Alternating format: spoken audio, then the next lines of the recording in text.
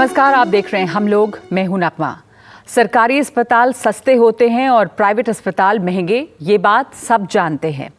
और ज़्यादातर ऐसा होता है कि जिन लोगों के पास पैसे की कुछ कमी है, दिक्कत है, वो सरकारी अस्पताल चले जाते हैं और जिन लोगों के पास पैसे हैं वो प्राइवेट अस्पताल में इलाज के लिए जाते हैं। लेकिन प्राइवेट अस्पतालों से भरोसा भी बहुत उठा है, क्योंकि वहाँ पर बेहतर इलाज और सुविधा के नाम पर कॉर्पोरेट बहुत हावी है। और कई बार ऐसा लगता है कि सिर्फ मुनाफे के लिए काम हो रहा है, बल्कि एक ही इलाज का खर्च इन दो जगहों पर बहुत अलग अलग होता है। खर्च को लेकर ज़मीन आसमान का फ़र्क है। प्राइवेट अस्पताल लगातार महंगे हुए हैं और इस मामले में सुप्रीम कोर्ट ने अब दखल दिया है। सुप्रीम कोर्ट में एक NGO veterans forum for transparency in public life ने एक याचिका दायर की थी। और आपको बताते हैं कि इस याचिका में क्या कहा गया था। ये सवाल उठाया गया था कि इलाज के खर्च में इतना फ़र्क क्यों है। तो याचिका में कहा गया था कि अस्पतालों में मेडिकल चार्ज के अलग अलग मानकों पर मानक क्यों हैं। अलग अलग अस्पताल में अगर आप मोतियाबिंद या कैटरैक्ट जैसे बीमारी का इलाज करते हैं तो 30,000 रुपये से लेकर 1.5 लाख रुपए तक की फीस ले जाती है, जबकि सरकारी अस्पताल में यही ऑपरेशन मोतियाबिंद का 10,000 रुपये में हो जाता है। और इस पर सुनवाई करते हुए सुप्रीम कोर्ट ने ये कहा है कि 14 साल पुराने कानून क्लिनिकल एस्टैब्लिशमेंट नियमों को लागू करने में केंद्र की असमर्थता है। और इस पर सुप्रीम कोर्ट ने कड़ी टिप्पणी की है। जो नियम है उसके मुताबिक उपचार के लिए स्टैंडर्ड रेट का नोटिफिकेशन जारी करना ज़रूरी है। राज्यों से बातचीत कर विभिन्न तरह के ऑपरेशनों की स्टैंडर्ड रेट को तय करना अनिवार्य है। कोर्ट में सरकार की तरफ से दलील दी गई कि बार बार राज्य सरकारों को इस मुद्दे पर लिखा गया है, राज्य सरकारों की तरफ से कोई जवाब नहीं आया है। इस पर कोर्ट ने कहा है कि नागरिकों को स्वास्थ्य सेवा का मौलिक अधिकार है, फंडामेंटल राइट है। केंद्र अपनी जिम्मेदारी से इसमें नहीं बच सकता है।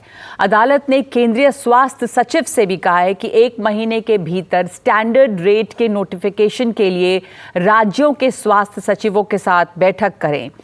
कोर्ट का लहजा काफी सख्त रहा। कहा कि अगर केंद्र सरकार समाधान खोजने में नाकाम होती है तो हम CGHS के हिसाब से स्टैंडर्ड रेट तय करने की याचिकाकर्ता की गुहार पे विचार करेंगे। इसलिए ये बड़ा सवाल है जिस पर आज हम बातचीत करेंगे और समझना चाहेंगे कि इलाज एक तो रेट अलग अलग क्यों। और हमारे साथ जो मेहमान मौजूद हैं उनसे आपको मिलवा दें। सबसे पहले हमारे साथ सुजाता राव जुड़ रही हैं बैंगलोर से, फॉर्मर हेल्थ सेक्रेटरी, पूर्व हेल्थ सचिव रही हैं। डॉक्टर रणदीप पुनिया हैं जो डायरेक्टर जनरल हेल्थ सर्विसेज हैं हरियाणा सरकार में। डॉक्टर अशोक शारदा हमारे साथ जुड़े हैं, national vice president IMA। Doctor professor RK Beniwal, senior consultant unit head Safdarjung hospital Delhi. Doctor Jitendra Kumar जो प्रमोटर हैं अकॉर्ड सुपर स्पेशलिटी हॉस्पिटल के। आप सबका बहुत बहुत धन्यवाद हमारे साथ शामिल होने के लिए। बहुत ये एक ऐसा टॉपिक और विषय है जो तमाम लोगों से जुड़ता है और पब्लिक इंटरेस्ट है इसमें। हमारे साथ वो तमाम बहुत सारे लोग भी ऐसे बैठे हैं, मतलब एक छोटा हिस्सा हमारी जनता का जो अपने तजुर्बे, अपने सवाल भी हमारे साथ साझा करेगा। सुजाता राव जी, आपसे मैं शुरुआत करूं। मैं जानना चाहती हूं कि इस तरह की कोशिश पहले कितनी बार की गई है केंद्र सरकार से भी कि एक स्टैंडर्ड रेट तय किया जाए, और इसमें अड़चन कहां आती है? कितना बड़ा फर्क देखा जाता है एक ही इलाज के लिए गवर्नमेंट हॉस्पिटल और प्राइवेट हॉस्पिटल में? देखिए, ऐसा है कि health rates can never be standardised by government. वो तो सच्चाई है। Till there are only 2 countries in the world जहां ये ऐसे स्टैंडर्ड रेट्स मिलेंगे उनको। जब गवर्नमेंट रेट्स देती है तो उसको एडमिनिस्ट्रेड प्राइसिंग कहते हैं। वो है एक जापान। जापान में एक ही परचेसर ऑफ सर्विसेज है जो सर्विसेज को खरीदता है, वो है गवर्नमेंट। तो उनकी जो बजट है उसके मुताबिक सब प्रोविजनल सर्विस तो खाली प्राइवेट वाले करते हैं, उन सबको बिठा के कहते हैं कि क्या रेट्स है इस बजट में होना चाहिए, और वो स्टैंडर्डाइज पूरी देश में वही चालू होता है। But the purchaser is only one and that is the government. तो वो गवर्नमेंट रेट्स के मुताबिक ना दें तो उनको कोई प्रैक्टिस नहीं होगी। सुजाता राव जी, तो फिर अभी जो अभी जो कोर्ट कह रहा है ये जो सरकार से पूछा गया, केंद्र सरकार से, जिस पर केंद्र सरकार की तरफ से कोर्ट में दलील दी गई सरकार की तरफ से कि बार बार राज्य सरकारों को इस मुद्दे पर लिखा गया है लेकिन राज्य सरकारों की तरफ से कोई जवाब नहीं आता, और इसके ऊपर कोर्ट ये भी कह रहा है कि केंद्र अपनी जिम्मेदारी से नहीं बच सकता, और स्वास्थ्य सचिव से कहा गया है 1 महीने के भीतर स्टैंडर्ड रेट के नोटिफिकेशन के लिए राज्यों के स्वास्थ्य सचिवों के साथ बैठक करें। तो इसको कैसा समझा जाए, क्या करना चाह रही है कि जो आपने देखिए, एक एग्जांपल दूंगी, आपने मुद्दा लिया कैटरैक्ट सर्जरी का। अब cataract surgery prices will differ depending on the technology जो आप यूज कर रहे हैं। जो आप लेजर का करेंगे तो वो अलग टेक्नोलॉजी होगा, तो उसका प्रोटोकॉल होगा, तो उसके मुताबिक हमें बैठ के वो उसकी कॉस्टिंग करनी है। एक सेकंड के लिए मैं आपको यहाँ पर रोक रही हूँ। जब मैं आपने कैटरैक्ट सर्जरी का हमने उदाहरण लिया था, कैटरैक्ट सर्जरी की ही बात अगर कर लें तो मैं आपसे जानना चाहूंगी यहाँ पर डॉक्टर अशोक शारदा के कैटरैक्ट सर्जरी में कितना वेरिएशन है प्राइस में? अगर लेजर सर्जरी ही प्राइवेट सरकारी अस्पतालों में भी होती होगी, अब तो अवेलेबल है, ऐसा नहीं है कि नहीं है, तो वहाँ कितना चार्ज होता है? और प्राइवेट अस्पतालों में मान लीजिए कि कोई स्टैंडर्ड रेट नहीं हो सकता, पर क्या अपर लिमिट का कोई हद तो हो सकती है कैपिंग? सबसे पहली बात तो प्राइवेट हॉस्पिटल और गवर्नमेंट हॉस्पिटल का कोई कंपैरिजन कर ही नहीं सकता है। किन मुद्दों पे? किन मुद्दों पर कि गवर्नमेंट का जो सेटअप है वो गवर्नमेंट का इंफ्रास्ट्रक्चर डेवलप किया हुआ है, वहाँ के स्टाफ को सैलरी गवर्नमेंट दे रही है, वहाँ के इक्विपमेंट गवर्नमेंट खरीद रही है, उसकी मेंटेनेंस गवर्नमेंट कर रही है, वहाँ की लाइट और बिजली और नल का जो बिल है वो कमर्शियल नहीं आ रहा है, और अननेसेसरीली जो 40 प्रकार के लाइसेंस प्राइवेट हॉस्पिटल को लेने पड़ते हैं वो वहाँ अस्पताल में सुलभता से मिल जाते हैं जी। और वहाँ पर अभी तक क्लिनिकल एस्टेब्लिशमेंट एक्ट लागू नहीं है पूरे देश में। तो हम how can we ask a person who has established the medical setup as is own, जिसने अपनी मेहनत से अपनी मुरब्बत से उसकी सेटअप को खड़ा किया है। कई सारे हॉस्पिटल्स ये भी होते हैं जो सरकारी जमीन पे बनते हैं और बावजूद इसके, मैं उस पॉइंट पर भी आ रहा हूँ जी। 1.8% हॉस्पिटल ने पूरे भारत में जो सरकारी जमीन से सरकार से सुविधा लेकर बने हुए हैं। 98.2% मैं आपकी बात से सहमत हूँ। बीच में 1 मिनट लिए रोक रही हूँ क्योंकि एज अ लेमन जो आदमी अस्पताल जाता है, जाहिर है वो शॉपिंग के लिए नहीं गया कि आप क्या चाहते हैं प्रोडक्ट। सपोज कि आपके मरीज जो हैं कैटरैक्ट से आगे बढ़ते हैं, और अगर हम हार्ट की भी बात करते हैं, स्टेंट लगता है, आपका पेशेंट आईसीयू में होता है, आपको बताया जाता है कि आप किस तरह का स्टेंट चाहते हैं, ये है हमारे पास, आप क्या कहेंगे सब? यही कि जो बेस्ट है आप वो करें। क्या आपके पास चॉइस भी होता है कि आप कहीं बाहर से लेकर जाएं, अगर आप किसी अस्पताल में भी आप खरीदें? क्योंकि वो स्टेंट की प्राइसिंग में आर्टिकल्स आफ्टर आर्टिकल्स रिसर्चेस किए गए हैं कि वेरिएशन इतना है जो प्राइवेट हॉस्पिटल्स में बेची जाती हैं, और वही चीज़ अगर आप बाहर से खरीदें तो वो जो रेंज है, क्या उसके ऊपर किसी भी तरह का नियंत्रण नहीं होना चाहिए? मैं मानती हूं कि प्राइवेट और सरकारी अस्पताल में बहुत डिफरेंस हो सकता है, फिर भी नहीं। सबसे पहले तो मैं सुप्रीम कोर्ट की जो बात उन्होंने जो रखी है उसका स्वागत करूंगा, लेकिन मैं यहाँ पे एक बात ये कहना चाहूँगा कि अगर हम प्राइवेट गवर्नमेंट की बात ना करके हम अगर गवर्नमेंट हॉस्पिटल्स को इतना स्ट्रेंथन करें, उनका इंफ्रास्ट्रक्चर, मैन पावर, टेक्नोलॉजी, उनको इतना स्ट्रेंथन करें कि प्राइवेट, मतलब जैसे ये बात ये है ना, हम अगर इकोनॉमिक पॉइंट ऑफ व्यू से सोचें कि भाई प्राइस है वो डिमांड एंड सप्लाई पे डिपेंड करती है, तो अगर हम प्राइवेट हॉस्पिटल के पैरेलल में जो ये गवर्नमेंट कर सकती है, इसमें विल पावर है, तो गवर्नमेंट हॉस्पिटल को भी जो हमारा जो बजट है हेल्थ का जो 1% है, बाकी जो छोटे कंट्री बांग्लादेश, श्रीलंका, उन पे भी ज़्यादा है, 1.5% है।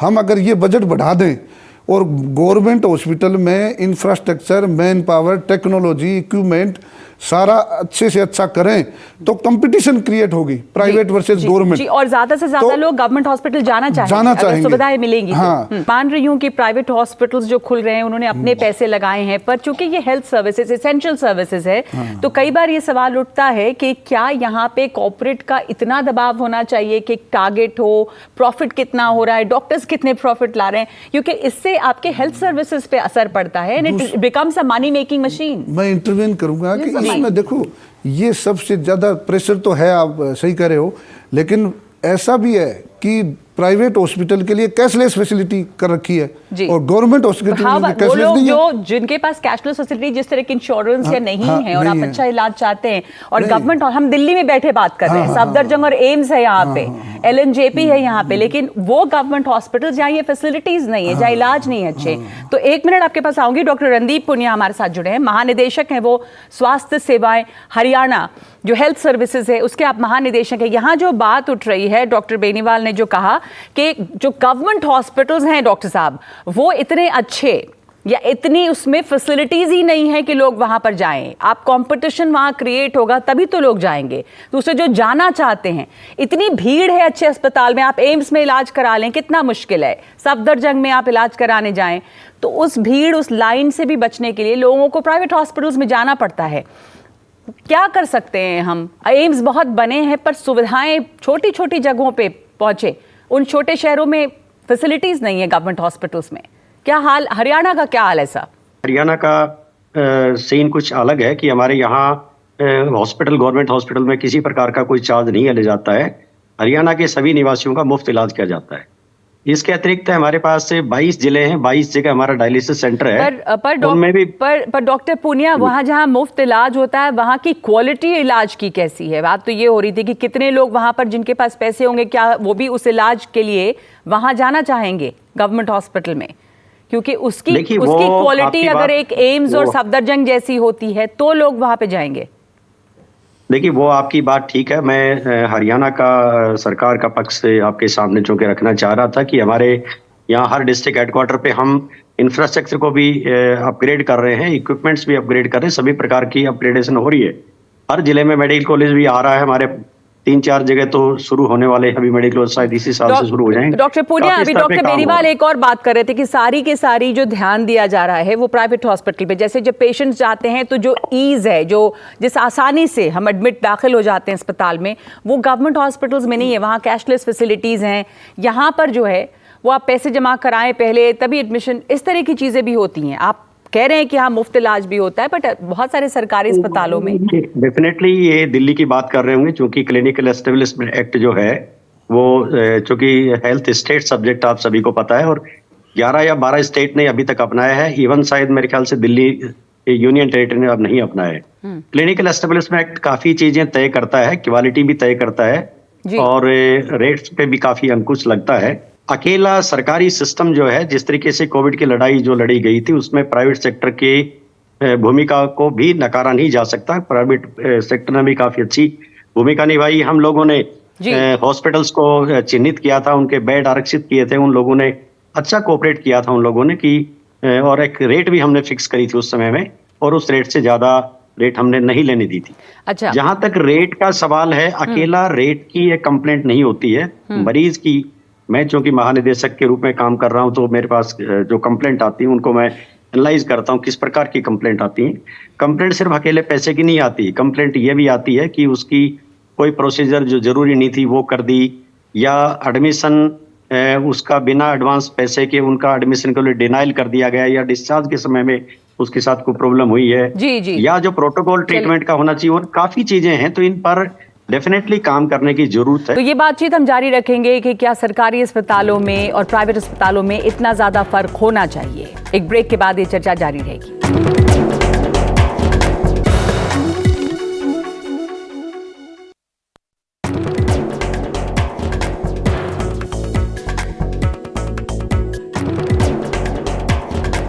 डॉक्टर जितेंद्र कुमार आपको शामिल करूं। काफ़ी प्राइवेट हॉस्पिटल्स की बात हो रही है, आप प्रमोटर हैं अकॉर्ड हॉस्पिटल के, तो ये जो बात हो रही है ना कि एक कोई बैलेंस तो होना चाहिए। लोग मेडिकल फैसिलिटीज़ के लिए जाते हैं और वहाँ पर जो चार्जेस हैं उनमें बहुत ज़्यादा डिफरेंस हो जाता है। मैं बताता हूँ। हाँ, देखिए, सुप्रीम कोर्ट की ये मंशा कि गरीबों का भला हो, ये अपनी जगह पे बहुत ही नेक इरादा है। गवर्नमेंट की जिम्मेवारी है कि वो बाय लार्ज इंडियंस को, जो भारतीय लोग हैं, उनको हेल्थ मुहैया कराए। यहाँ तक तो ठीक है, लेकिन जो हम प्राइवेट हॉस्पिटल को गाली दे रहे हैं वो ठीक नहीं है। अब मैं बताता हूँ, आई बिलोंग टू बिहार, और मैं जब बिहार में मेरी क्लास 1 सर्विस थी, उसको छोड़ के मैंने नेफ्रोलॉजिस्ट बनना सोचा, क्योंकि पूरे बिहार में नेफ्रोलॉजी की सर्विस अच्छी नहीं थी। और इसके लिए गट्स चाहिए। उस टाइम में पूरे नॉर्थ इंडिया में सिर्फ 6 सीट हुआ करते थे नेफ्रोलॉजिस्ट बनने के लिए, और जब 15 साल की पढ़ाई के बाद मैं नेफ्रोलॉजिस्ट बना तो पूरे बिहार में नेफ्रोलॉजिस्ट की एक भी वैकेंसी नहीं थी। तो हमारी मजबूरी थी प्राइवेट में आना, और जब मैं प्राइवेट हॉस्पिटल फरीदाबाद में आया तो वहाँ न ट्रांसप्लांट होता था न अच्छी डायलिसिस होती थी। पिछले 20 साल के प्रयास से मैंने सैकड़ों ट्रांसप्लांट कर दिए, पिछले 20 साल के प्रयास से 4-5 लाख डायलिसिस कर दी, और कितने लोगों की जान बचा ली। अब रेट की बात करता हूँ। एक बहुत ही प्रीमियम इंस्टीट्यूट है Sanjay Gandhi post graduate institute Lucknow, जिसको साल में 1150 करोड़ गवर्नमेंट अनुदान देती है जी, फिर भी वहाँ ट्रांसप्लांट का रेट 4.5 लाख है। हम लोग उसी रेट पर अकॉर्ड हॉस्पिटल में ट्रांसप्लांट कर देते हैं। और इतना ही नहीं, लखनऊ में वेटिंग पीरियड तो 1 साल कह रही है ना कि इसी चीज को तो रेगुलेट करने की भी जरूरत है। मैम, कहीं ये आप कर लेते हैं, कहीं नहीं होता, कुछ क्यों तो है? होना चाहिए कैपिंग। देखिए, अपने देश में वंदे भारत का रेट, शताब्दी का रेट, एक मगध एक्सप्रेस का मैं रेट, आपसे अग्री करूंगी इस बारे में कि जो ट्रेन देखिए, ट्रांसपोर्ट, आप ट्रेन की बात और नहीं, हेल्थ सेम सर्विसेज ट्रेन जो में एसेंशियल क्लास सर्विसेज 1 है और हेल्थ फैसिलिटीज आपके फंडामेंटल राइट है, आप वंदे भारत और शताब्दी राजधानी से कंपेयर नहीं कर सकते। हॉस्पिटल में 2 चीजें होती हैं। एक हुआ हॉस्पिटल बेसिक, किसी मजबूरी में जा रहे हैं, वी नॉट गोइंग नहीं 5 स्टार फैसिलिटीज उस अस्पताल में मिले। I am sorry to disagree. क्यों? उस हॉस्पिटल में, एम्स में भी कुछ लोग हैं जिनको प्राइवेट रूम चाहिए। हमारे यहाँ भी ऐसे लोग हैं। मैं बेसिक ट्रांसप्लांट अगर करता हूँ तो उसके लिए आइसोलेशन चाहिए। कुछ दिनों के बाद अगर देखिए, जो डॉक्टर बेनीवाल बात कर रहे थे ना, कि बात तो वो मूल समस्या तो ये है कि फैसिलिटीज हर जगह पे, एक बेसिक फैसिलिटी, उसके ऊपर आपको 5 स्टार रूम चाहिए, वो एक अलग बात है, लेकिन साफ सफाई, प्रोविजन ऑफ बेड, इलाज अच्छा, ये अगर हो सके गवर्नमेंट हॉस्पिटल्स में भी और दूसरों में भी। यहाँ पे मैं ये बताऊंगा, डॉक्टर बेनीवाल कुछ जोड़ना चाह रहे थे। मैडम, मैं ये कहना चाहूँगा कि जो सारा फोकस है वो प्राइवेट हॉस्पिटल पे है। प्राइवेट हॉस्पिटल को प्रमोट किया जा रहा है और गवर्नमेंट हॉस्पिटल को डी प्रमोट किया जा रहा है। ये अभी इतने सारे क्योंकि जैसे फैसिलिटी जो है ना, फैसिलिटी जितनी भी है, जैसे कैशलेस फैसिलिटी है, हाँ। तो प्राइवेट हॉस्पिटल में पेशेंट को कुछ नहीं जमा कराना, अपने आप कैशलेस हो जाएगा बाद में। गवर्नमेंट हॉस्पिटल जो गवर्नमेंट का है, वहां पे गवर्नमेंट का एक्सपेंडिचर कम हो रहा है, बिल्कुल ओनली नॉमिनल। उसके अंदर भी पेशेंट को पहले पैसा जमा कराना पड़ेगा। तो पहले वो पैसा जमा बहुत हो जाती है, वो मुश्किल हो जाती है। वापस मैं आपके पास आ रही हूँ कि उपचार के लिए स्टैंडर्ड रेट का नोटिफिकेशन जारी करना जरूरी है। राज्यों से बातचीत कर विभिन्न तरह के ऑपरेशनों की स्टैंडर्ड रेट तय करना अनिवार्य है। ये सब बातें सुप्रीम कोर्ट ने कही हैं। इस पर आपका ओपिनियन क्या है? क्या ये हो सकता है, पॉसिबल है करना? ये बिल्कुल पॉसिबल है मैडम। सबसे बड़ी बात क्या है, ये जो रिट पिटिशन हुआ है, that is called as PIL, but in legal sense this is not a PIL। ये PIL लगाई गई थी कि standardisation of medical services throughout the country, और उससे डाइवर्ट होकर और ये इसको मिसलीड किया गया है, इसको चार्जेस पर लाया गया है। और because charges on A private hospital is a big slogan for a community. किसी भी समाज को अट्रैक्ट करने के लिए स्लोगन बहुत अच्छा है कि प्राइवेट अस्पताल में लूट हो रही है। हम IMA भी चाहती है कि पूरी चिकित्सा सुविधाओं का स्टैंडर्डाइजेशन हो। हम हमारे देश में क्वैक स्कोर, झोला छाप को तो बंद नहीं कर पाए, और जितने भी आपके प्राइवेट हॉस्पिटल हैं आप उनको रेगुलेट करेंगे। आप 1947 से जाइए, जब से हम आज़ाद हुए हैं, हेल्थ सेक्टर पर किस सरकार ने प्रायोरिटी से काम नहीं किया। पिछले 5-10 साल में कुछ काम हुआ है, और सरकार की अपनी प्रायोरिटी मान्यताएं ये रही हैं कि हमारा बजट, हेल्थ बजट है, पाकिस्तान से कम है, श्रीलंका से कम है, बांग्लादेश से कम है। क्या कम? इतने गए गुजरे हो गए कि हमारे यहाँ पर हेल्थ सेक्टर को कोई तवज्जो नहीं दी गई। जब क्यों नहीं दी गई है? मैं वही समझ रहा हूँ, ये इस सब के पीछे पॉलिटिकल विल है। वो पॉलिटिकल विल जब चाहेगी कि ये हेल्थ सेक्टर को अच्छा बजट दिया जाए तो हेल्थ सेक्टर डेवलप होगा। ये जो अभी PIL है, वो मिसलीड कर रही है, इसमें क्या प्रॉब्लम आपको लगती है? समस्या क्या है? होना क्या चाहिए? आपने कहा ना कि स्टैंडर्डाइजेशन हो सकता है, तो कंफ्यूजन कहाँ पे है? कंफ्यूजन ये है कि अगर आप स्टैंडर्डाइजेशन करते हैं सर्विसेज का, तो आपका जो चार्जिंग सिस्टम है उसका एक टेम्पलेट डेवलप होना चाहिए। You must consult the proper people, जो स्टेक होल्डर हैं, जो उसमें सेवा प्रोवाइड कर रहे हैं। आप भी अपने स्टूडियो में अगर कोई टैक्सी भी किराए से लेते हैं तो उसके लिए कोट लेते हैं टैक्सी वाले से। सरकार कभी नहीं पूछती है किसी प्राइवेट हॉस्पिटल से कि आपको क्या रेट दी जाए। सरकार ने जो CGHS स्कीम चालू की थी, वो इसलिए की गई थी कि प्राइवेट हॉस्पिटल की ऑक्यूपेंसी 70% मानी गई थी एवरेज, जो कि 50% है। I tell you the real data. आज की स्थिति यह है, आप इसको हाईलाइट कर सकते हैं, गवर्नमेंट वर्सेस प्राइवेट सेक्टर, किस चीज के बारे में दिखा ये जो अभी अवेलेबिलिटी ऑफ सर्विसेज है उसको आप देखिए। कि अभी पब्लिक जो हेल्थ सेक्टर है वो 72% जो रूरल एरिया में सेवाएं दे रहा है और अर्बन एरिया में 79% सेवाएं प्राइवेट हेल्थ सेक्टर दे रहा है। जबकि जो पब्लिक हेल्थ केयर है वो 28% रूरल एरिया में है और 21% आपका अर्बन एरिया में है। इसके बिना आपको हेल्थ सर्विसेज नहीं, जबकि बेसिक जो ड्यूटी है वो सरकार की है। इट्स एन स्टेट रिस्पॉन्सिबिलिटी कि प्रत्येक नागरिक को अच्छा स्वास्थ्य उसके दरवाजे पर और सस्ती दर पर। इंडिया का एक नाम मानना पड़ेगा आपको, AAA सर्विसेज कहलाती है हमारे यहाँ। एक्सेसिबिलिटी, सबसे आसान ले आप जो एक्सेस कर सकते हैं हेल्थ सर्विसेज को वो हिंदुस्तान है। सबसे अफोर्डेबल सर्विसेज हिंदुस्तान है और सबसे ज़्यादा अप्रोचेबल जो सेवाएं हैं वो हिंदुस्तान में है। मैं आपकी बात मान रही हूँ कि समस्याएं कई हैं, सिर्फ ऐसा नहीं कि हम उसको बराबर कर सकते हैं।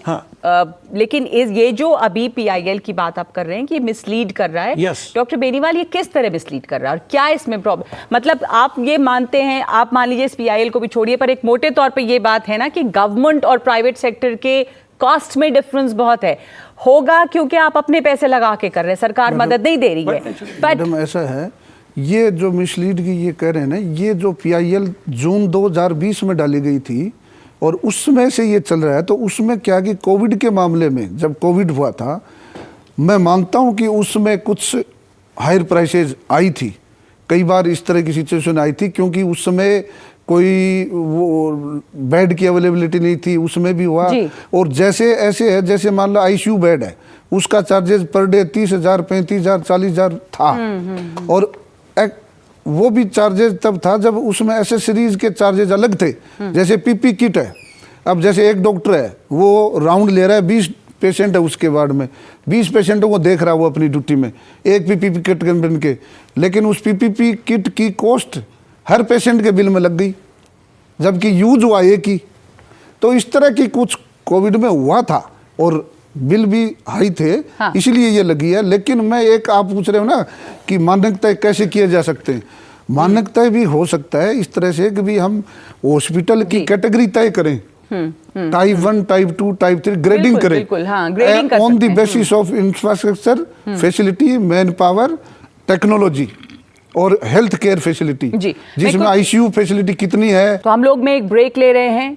कई तरह की समस्याएं हैं जिसके ऊपर भी बात करना या जिसको पहले दुरुस्त करना भी ज़रूरी है, जैसे सरकारी अस्पतालों में सुविधाओं को बढ़ाना, इंफ्रास्ट्रक्चर को बढ़ाना, बेहतर करना, ये सब भी ज़रूरत है ताकि सरकारी और प्राइवेट हॉस्पिटल्स जो हैं एक दूसरे के पैरेलल खड़े हो सके। एक ब्रेक के बाद ये बातचीत जारी रहेगी।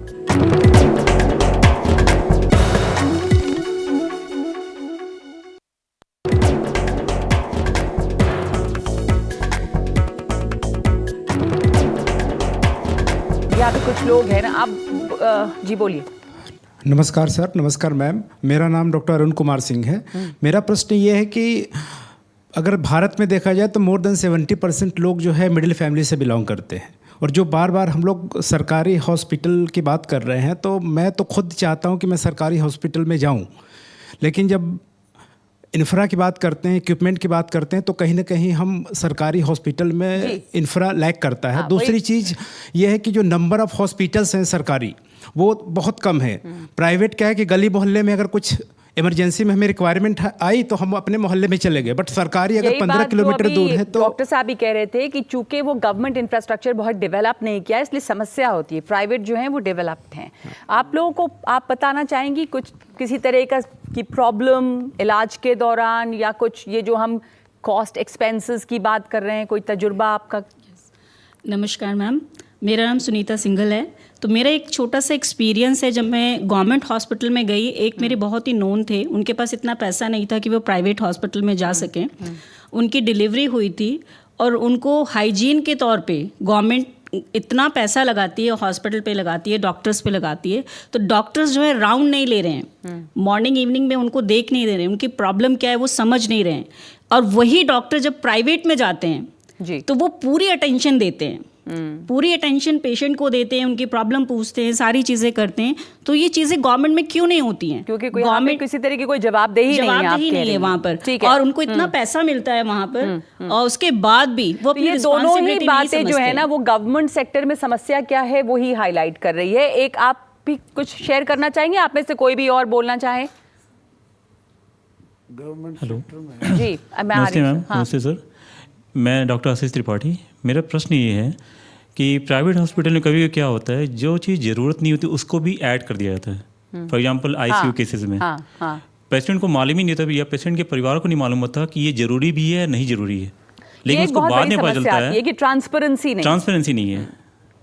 जी मैं जी आप दोनों से, आपसे भी और आपसे भी आप पूछना चाहती हूँ मैं इस पर। देखिए, जब भी कोई पेशेंट जाता है तो बड़ी उम्मीद के साथ किसी अस्पताल में जाता है, और वो तभी जाता है या तो इमरजेंसी होती है या वो 10 जगह से कंफर्म करके जाता है कि मैं इस जगह जाऊंगा तो मेरा ठीक इलाज होगा। अब जो मैं दिन भर सीरियस पेशेंट्स को अटेंड करता हूं, मैं अपना अनुभव बताता हूं। जैसे ही पेशेंट आता है किसी इमरजेंसी में, उसके परिवारजनों का मानस एकदम स्पष्ट होता है, डॉक्टर साहब कुछ भी करिए, कैसे भी करिए, कहीं भी रखिए, जो भी अच्छा से अच्छा वो करिए, हमारा मरीज ठीक होना चाहिए। मेरी बात सुन लीजिए। उसके बाद जब उसको अगर कोई कॉम्प्लिकेशन अपन ने जनरल वार्ड में रखा और वहां कॉम्प्लिकेशन आ गई तो पेरेंट्स या अटेंडेंट सब सारे उल्टे पड़ेंगे कि आपने इसको आईसीयू में क्यों नहीं, वो भी समस्या है। शुरू में अगर आईसीयू में आपने रख दिया तो कहेंगे आईसीयू में क्यों रखा। तो ये बड़ा क्रिटिकल डिसीजन है, क्रूशियल डिसीजन। डॉक्टर शारदा, बात ये है कि फिर एक और भी बुंदा शुरू हो सकता है मेडिकल नेग्लिजेंस का भी, क्योंकि ऐसे भी बहुत सारे मामले आते हैं प्राइवेट हॉस्पिटल्स में स्पेशली। और जो ट्रांसपेरेंसी की बात कर रहे हैं वो गलत नहीं है, ट्रांसपेरेंसी नहीं होती, बिल्स जो आते हैं बहुत चीजें जोड़ी जाती हैं। और जब आप कह रहे हैं कि कोई जाता है अस्पताल में, और जाहिर है कि सब लोग चाहते हैं कि बेहतर से बेहतर इलाज हो, लेकिन इन्होंने जो सवाल उठाया गवर्नमेंट हॉस्पिटल्स में क्या क्या समस्याएं हैं वो हम देख रहे हैं, उस पर भी जाएंगे, पर प्राइवेट हॉस्पिटल्स में से ये विश्वास जो है वो उठा है। आप इस पर बताना चाहेंगे कि विश्वास क्यों उठ रहा है? ये बहुत बड़ा भ्रम है। मैं इसलिए कहता हूँ क्योंकि हमारे हॉस्पिटल में जो भी चार्जेज होते हैं तो लमसम अमाउंट नहीं बताते, ईच एंड एवरी एंट्री का प्रिंट आउट आपको दे देते हैं, विच यू कैन क्वेश्चन। दूसरी बात क्या है कि एक बात आप समझें, एक हुआ बेसिक एसेंशियल ट्रीटमेंट, उसको तो रेगुलाइज करना बहुत ही आसान है। जैसे भी कैटरेक्ट का एग्जांपल दिया गया, किडनी ट्रांसप्लांट की बात करें तो मैनुअल एक्सट्रैक्शन अलग होगा, लेप्रोस्कोपिक अलग होगा, रोबोटिक अलग होगा। तो अगर एसेंशियल की बात करें तो वह काम ओपन सर्जरी से भी हो सकता है। अब 12 इंच का कट लगा के अगर डोनर की किडनी निकालते हैं वो सस्ता पड़ेगा।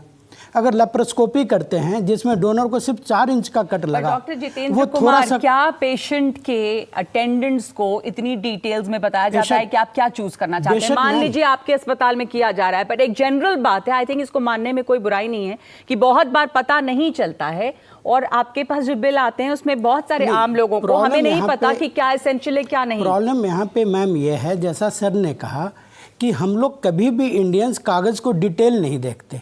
हम बताना चाहते हैं, लोग समझना सारे के सारा ब्लेम एक पेशेंट के नहीं, उसमें उस पर डाल दें। लोग शुरू में, जैसा मैंने कहा। डॉक्टर सुजाता भी कुछ कहना चाह रही हैं इसमें, एक मिनट। मेरा मानना है कि अब जो हमारे देश में बहुत पब्लिक और प्राइवेट सेक्टर है और हम सेवाएं ले रहे हैं दोनों से, तब हमारा गवर्नमेंट का ये बनता है कि प्राइवेट सेक्टर को रेगुलेट करें। और इस आर्ग्यूमेंट में कि स्टैंडर्डाइज करना, उसमें दम है जी। पर मेरा मानना है कि ये स्टैंडर्डाइज रेट्स या तो एक रेंज जो आप पहले सब सजेस्ट कर रही थी, अपर लिमिट हो सकता है कि नहीं, उसके लिए हमें क्वालिटी प्रोटोकॉल्स को तैयार करना है। सब प्राइवेट सेक्टर को भी उससे लागू करने के लिए प्रोफेशनल एसोसिएशन आए में सब बैठ के उनको ये डिसीजन लेना चाहिए और उसको हमें रेगुलेट करना चाहिए।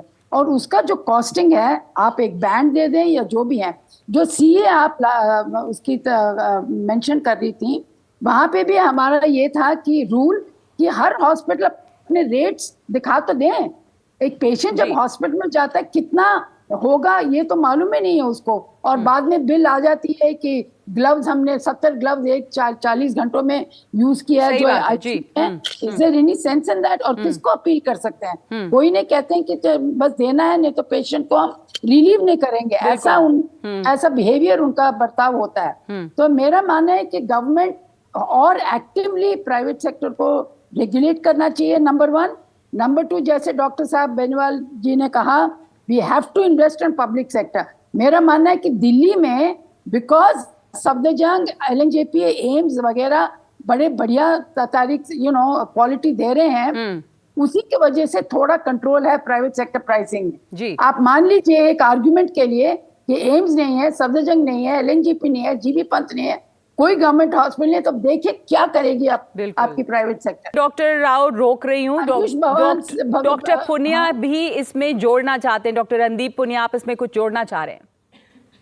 मैं नगमा जी इसमें जोड़ना चाहता था कि हमारे जो साथी आईएमए के साथी हैं, वो प्राइवेट सेक्टर के साथी, वो ये ना समझें कि मरीज या कोई पीआईएल या कोई आम पब्लिक इनके खिलाफ है। आम में जनता जो इनके पास जाती है, इनके भरोसे पे जाती है, परंतु अकाउंटेबिलिटी और ट्रांसपेरेंसी भी बहुत जरूरी है।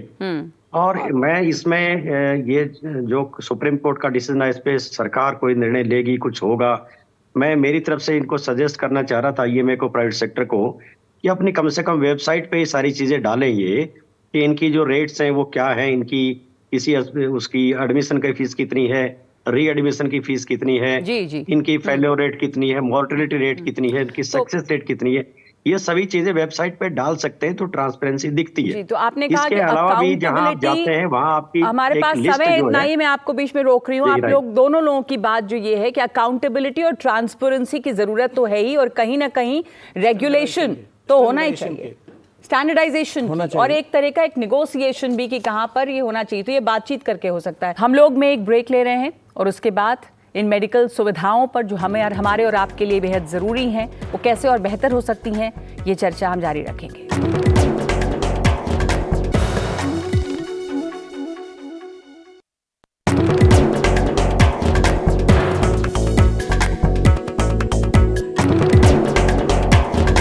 आप कुछ कहना चाहते हैं डॉक्टर? मैं ये कहना चाहता हूँ कि ये एक मिथ्या धारणा है कि गवर्नमेंट हॉस्पिटल में केयर नहीं होती। हाँ। गवर्नमेंट हॉस्पिटल में क्वालिटी केयर नहीं होती, क्वालिटी नहीं दी जाती। गवर्नमेंट हॉस्पिटल में बेस्ट सर्जिकल क्वालिटी है, जितने ऑपरेशन गवर्नमेंट वाले करते हैं, लेकिन सफाई सफाई का बात कर रहे हैं। सफाई आपने कहा ना क्वालिटी नहीं है, मैडम ने कहा ना राउंड नहीं लेते। हाँ। लेकिन गवर्नमेंट हॉस्पिटल, लेकिन ये सच्चाई भी है, बहुत सारी जगहों पे नहीं लेते। आप शायद सफदरजंग या आप एम्स की बात कर रहे हैं, लेकिन हमारे दिल्ली से बाहर निकले तो ये होता है। गवर्नमेंट में यूनिट सिस्टम है, तो उसमें राउंड का दिन फिक्स होता है, दिन हफ्ते में 3 दिन पर जैसे फिक्स होता है। वैसे अकाउंटेबिलिटी अगर ज्यादा हो, दूसरा मैं ये ऐड करना चाहूंगा कि इसके अंदर सबसे ट्रांसपेरेंसी मेंटेन रखने के लिए, जैसे पुनिया साहब ने कहा कि भाई जो प्राइवेट हॉस्पिटल जितने भी है वो सारे अपना डिस्प्ले करें वेबसाइट पे, पेशेंट फीडबैक भी डिस्प्ले करें, पेशेंट के रिजल्ट भी करें, मोर्टेलिटी रेट भी करें, और तो अब जो ये बात कोर्ट के सामने आई है और कोर्ट ने केंद्र को भी कहा है, तो हम उम्मीद कर सकते हैं कि कहीं कोई बातचीत होगी और कुछ तो रास्ता निकलेगा। इसमें रास्ता ये निकलेगा मैडम कि इसमें जो स्टेक होल्डर्स है, जो केयर गिवर्स हैं, प्रोवाइडर्स हैं, उनको भी इसमें पार्ट मिलना चाहिए, उनकी बात को सुनी जानी चाहिए। स्टैंडर्ड कॉस्ट के लिए आपको पहले स्टैंडर्ड सेट करने पड़ेंगे। उसके बाद देखिए प्राइवेट हॉस्पिटल में आपकी एकोमोडेशन कॉस्ट क्या आती है, आपकी एम्प्लॉय की कॉस्ट क्या आती है, वक्त नहीं है तो और मैं अब सब चीजों का पूरा डेटाबेस इंडियन मेडिकल एसोसिएशन ने कराया है with consultancy service with IMA Tamil Nadu branch. ठीक है, और उनमें एक पर डे कॉस्ट 6,000 रुपया जनरल वार्ड की आती है। आप सीजीएचएस में क्या देकर दे लेंगे सब, और एक आईसीयू की कॉस्ट आती है 12,000 रुपया। मेहमान है, हमारे पास इतना ही वक्त है, आप कुछ कहना चाहते हैं जिसमें? मैं ये कहना चाह रहा हूँ कि अगर प्राइवेट से हम और ज़्यादा ट्रांसपेरेंसी अकाउंटेबिलिटी ज़रूर होना चाहिए। हाँ। ये बहुत अच्छा सलाह है और इसको हमें प्रमोट करना चाहिए। लेकिन अगर हम चाहते हैं कि प्राइवेट और बेटर सर्विस डिलीवर करे, तो कम से कम हमें कमर्शियल रेट पे जो बिजली मिल रही है, मैं 950 लोगों को हमने एम्प्लॉय किया है। 200 आप क्या कह रहे हैं कि कमर्शियल रेट पे बिजली आपको जो मिल रही है, मतलब बिजली के आपके कम हो रही है? इसके रेट कुछ तो रिलीफ सरकार दे, आपको कुछ रिलीफ दे तो आप अपने दाम डायलिसिस मशीन पे 12% जीएसटी है।